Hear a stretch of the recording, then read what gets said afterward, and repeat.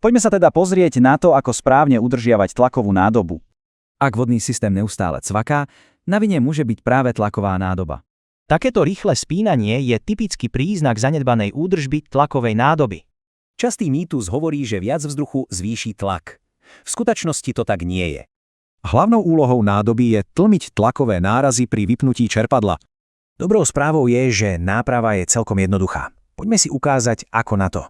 Celý postup správnej údržby má 5 základných krokov.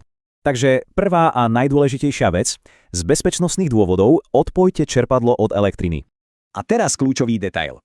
Kohútik musí ostať otvorený po celý čas. Inak by manometer meral tlak vody a nie vzduchu v nádobe. Aby sme vedeli správny tlak, potrebujeme poznať tzv. Zapínací tlak systému.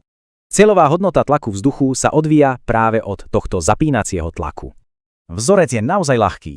Zapínací tlak vynásobíme koeficientom 0,7. Ak je teda zapínací tlak 2 bary, správny tlak vzduchu je 1,4 baru. A pozor, toto nie je jednorázová záležitosť. Kľúčom je pravidelná kontrola. Zanedbanie tejto kontroly môže viesť až k poškodeniu čerpadla. Je to naozaj dôležité.